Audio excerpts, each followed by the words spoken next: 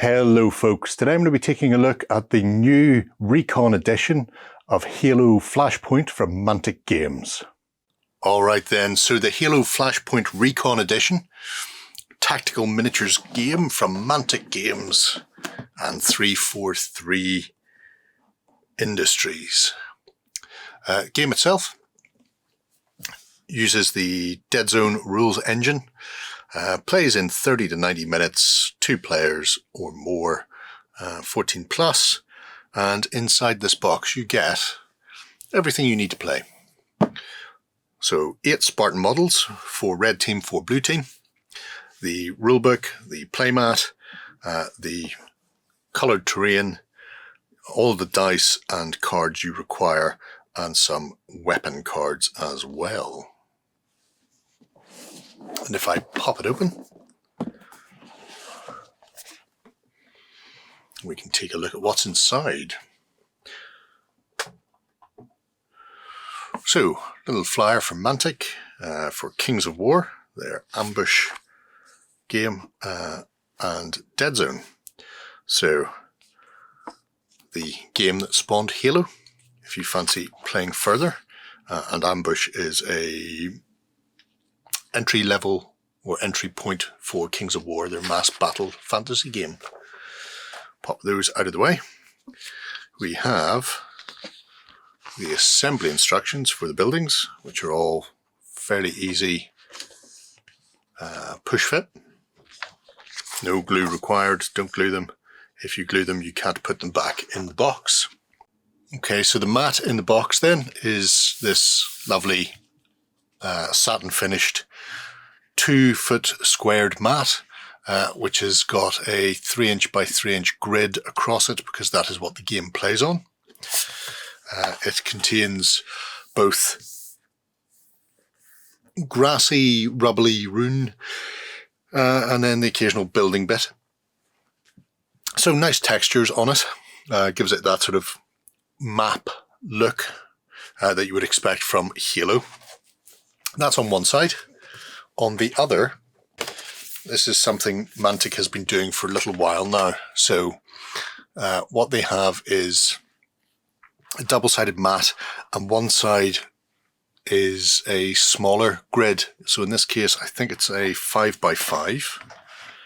And this essentially is a training scenario. So it tells you to set up 2 Spartans here. For the blue team, it tells you to put terrain anywhere where you see a black line. This is a large terrain piece.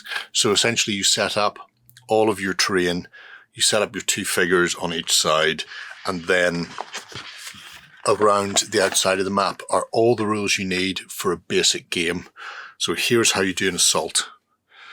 Here's how a survive test works. Here's what the keyword optics means for your gun. Here are the Spartan cards. Although these come in the box as well, it means you're not having to take anything else out of the box except the relevant bits of terrain, the dice and the miniatures, and then everything else can stay until you've learned it. So it's a nice way of doing it.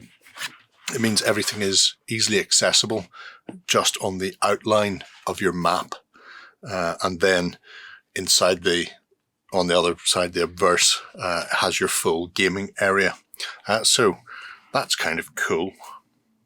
Then we have our terrain. So a pack of 4 pieces of cardboard terrain. I just pop the plastic off.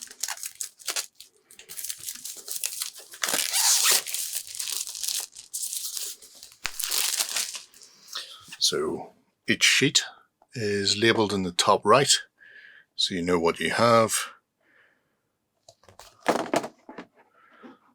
Decent cardstock, looks like 3mm cardstock.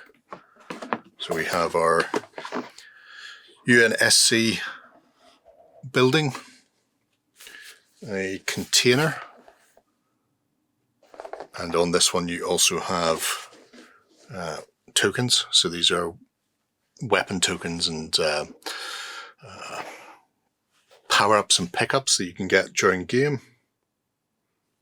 We have another container, this with wound counters in the form of little bullet holes, and on the other side we have our spawn points for red and blue team.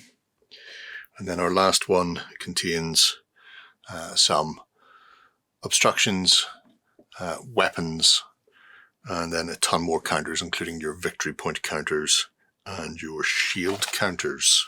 So depleted shield and full shields, so you can keep track of where you are with your Spartans. Lastly in the box, and some may say most importantly, we have our Spartans. So 8 miniatures, 4 types, 1 in each colour, or rather 4 in each colour. You get 1 of each pose. So these are your 2 teams, red and blue.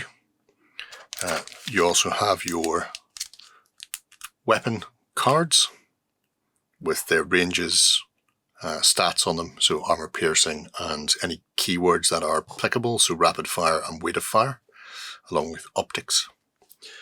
So there's a little deck of those. Those are the mini sized cards, so half the size of a standard playing card. 2 bags of D8s, so 1 set white, 1 set black, because this game uses 8-sided dice. And it also uses command dice, and these are rolled at the start of a turn to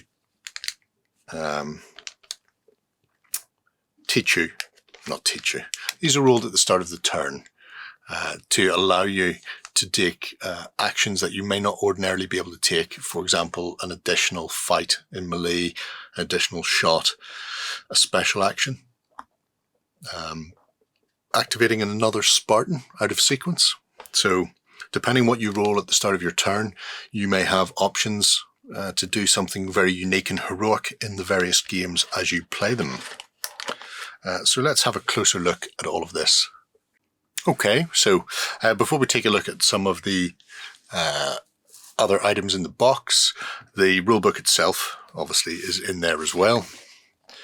It is full colour, it is 47 pages, however, not all of those 47 pages are rules. So you get the background for Halo, you get the stats, how to read the card, how to play the game, what dice tests are, all of these things.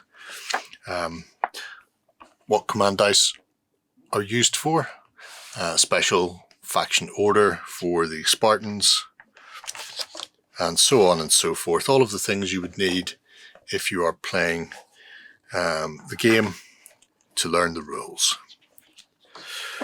At the end, there is several pages of keywords. These are extensive. The game itself is relatively simple. The system works on a D8 and it's a 3 dice test. So anytime you're taking a test, you always start with 3 D8 and you're looking to equal or exceed a value, and the value is on your card itself. However, the cards, if I bring one in here, this is your Spartan card. So it tells you their ranged value is 4+. So I would roll 3 dice and need to get 4, 5, 6, 7, or 8. If there are any modifiers, you do not modify the value, which means it's a very quick game to learn. Instead, you modify the dice. You either add dice or you take dice away from your pool. So for example, this ranged shooting attack, if it was from an elevated position, you get 1 dice, so you'd go up to 4 dice test. If you were rolling, if you were targeting somebody who was completely out in the open, you'd get 2 dice bonus for being clearly visible. So you can stack up additional dice, but your value that you need never changes. So you will always survive on a 5+. You'll always hit on a 4+. You'll always fight on a 4+. So it's very simple in that respect. Sometimes you'll get rerolls, but again, the rerolls don't vary, and like in the Dead Zone rules that the system is based on, if you roll an 8, it explodes, so it counts as a success, and you get to roll an additional die. And if that rolls another 8, you roll again, and you can keep rolling 8s all day long. You can hop aboard the 8 train, as it's called. Looking at the cards, there is 10 cards, which are 2 sets, because obviously there are 2 sets of Spartans. So you've got your Mark IV, your Spartan Brawler, the Zvezda, the Deadeye. Each of these has the full stat line on them, so you've got 1 set for each team, and on the reverse you have an explanation of what they are. The last 2 cards are little aids for gameplay, so you can set them beside the table when you're playing. One is the Spartan Special Order snapshot, explaining that. On the reverse it has just a nice little pic from the video game. And then the other one has quick reference, so what your command dice are used for and where to find the full rules in the book, which is great. And the actions you can take: stand up, auxiliary action, advance, sprint, crouch, shoot, and assault. Crouch is new. If you already play Dead Zone, you'll be familiar with pretty much everything else. Crouch gives you +1 to your survive for ranged attacks, and +1 to your shoot value when you're taking shots. So you're a bit steadier, you're a bit more grounded, and therefore you're better at shooting. However, if you're attempting to shoot at somebody who is crouching, then they're more uncovered. On the other side, it has the item token, so you know what it is when you pick it up and what you can do with it. The nice thing about Halo are the scenarios. So they are based on the game itself. You have the likes of Capture the Flag, Stronghold, Oddball, where you can attempt to kill your opponent with the oddball by battering them up around the head. So there you have it. The rules themselves, fairly concise, which is what you want. Taking a look at our terrain. All of the terrain is double-sided, so if I pop that round, you can see you can build it either way. And because they slide together and slide apart again, it means you can use them as both types interchangeably depending on what you're doing. So we have a sort of tower with a bit of cover around the top. There are 2 large containers. These are all 3-inch tall and 3-inch wide. These are essentially cubes. So this is 6 by 3 by 3. So this fills 2 by 1 cubes, which is what the game moves in. All movement is cube based. Good level of detail on them, and because they're 3mm cardboard, they are robust. Even though the models you're putting on are only plastic, they will stand up to rigors of gaming. This is the same sort of container, but with the UNSC grey on the outside. There are some smaller crates, again double-sided, so this is 1 of each, and these just go into cubes to give you cover to hide behind. There are a set of barriers or barricades. So we have this little yellow one, a blue one, and a green one. Again, just there to add line of sight blocking for your gameplay. And then we have a couple of larger pieces. Again, blue and yellow. Have your team colours. just to give people something to hide behind. And then finally we have this interesting little bunker section with a long horizontal and vertical window in the two sides, which means you should be able to have some interesting little sniper shots. And the final is this big, beautiful X. And with Halo, in a similar way to Dead Zone, it's all about clear line of sight. If any part of the miniature is hidden at all, then you do not have clear line of sight. So having lots of clutter to hide behind is key. All of them have got a really nice level of detail on them. So there's plenty of poppy colours there to hide behind. Now, let's take a look at some of the figures. Okay, so these are the 4 figures you get. You also get these 2 in blue, and you also get these 2 in red. So 4 aside for your fire team in total. They are